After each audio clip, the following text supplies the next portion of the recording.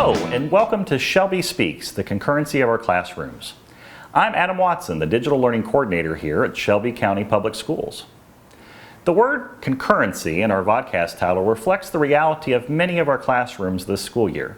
Classrooms that are a hybrid of students in person and students at home, often being facilitated by a teacher simultaneously.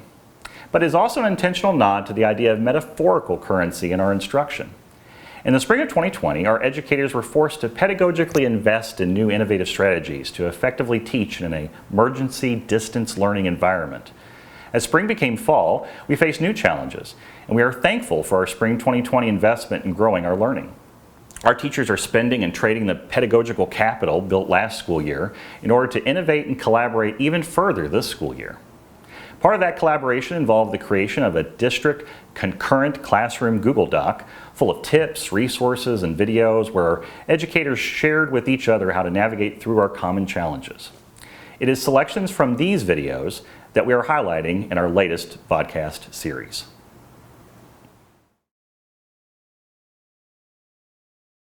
In this episode, Alison Shafer, a second grade teacher at Painted Stone Elementary, screencast about communication with parents. Alison shares not only the digital tools she uses, but tips on how to make parent communication more effective. Hi, I'm Alison Shafer and I teach second grade at Painted Stone, and I'm excited to share with you some tips and tricks and some things that work really well for us in second grade as far as communicating with families. We've worked really hard as a grade level over the past few years to update our means of communication with families. And so there are four main things that I'm using this year to communicate, and those are class tag. We also have a Google site or website. We use a weekly s'more newsletter, and then we also use a daily agenda to let families know what is going on in the classroom. Class Tag is an online platform. There is a mobile app that can be downloaded to cell phones or iPads, things like that, but it's very easy to access, and it is kind of a one-stop shop for communications. It allows us to direct message with families.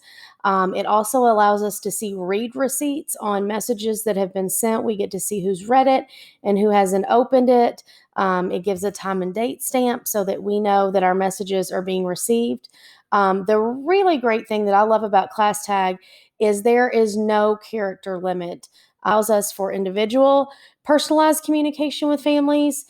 We can communicate just with a class, or we can communicate as an entire grade level. So it really helps to streamline that and make it very easy for us to all kind of stay in the know on what's going on. Something new for us this year is Google Sites. We got some feedback on communication and kind of how we were pushing things out to families in the spring with NTI. So we created a website. It's actually a lot of fun to create. We kind of personalized it. We have a lot of how-to videos. For example, how to log into Google Classroom. There's even a video on how to navigate the website. Videos on how to get into Clever, videos about using Lexia and Dreambox, etc. We also posted daily lesson videos when we were in NTI. We posted those in an archive type format where families could go back and watch a video if they had missed it or if their student needed some clarification. So the great thing about Google Sites is it allows you to do basically whatever you want. You can have multiple topics. We also had links to our related arts team and how they would communicate with families. It's super easy to update. It's just a click, add what you want, and then click publish, and it's there. So it's really simple to navigate. Everything's all in one place, and we are very excited to be using our very own website this year with Google Sites. Something we've done for several years, and many of us at Painted Stone do this, is the S'more Weekly newsletter. And that has been really great to kind of send out on Sunday evenings to say, hey, here is a glimpse at what we're going to do this week. Here are important dates and reminders you need to know. And here's what we are working on in the classroom so that you can follow up with your student. So S'more is a great tool. It's very easy to design. It's very easy to embed links and videos for families. I like it as a parent too, because if there were something that was needed for class, I would know exactly where to go and have a list of it there. It's very simple to update and it's very easy to access. And like I said, we do link the S'more newsletter each week on our Google site, so it's kind of all in one place. Something I do and my team does, we kind of have different versions of this, is we send out a daily agenda on Google Classroom. And this is for the students who are at-home students as well as students who are at school with us. So this is just an example of one of my agendas from this week. So you can see it has links in it where they can access Zooms. And also we try to use icons so that our children who struggle with reading can also identify and use this independently. That was very important for us to make sure that students could navigate this independently. Another tool, this is my favorite tool. I love this. I could sit on this all day, but this is Canva.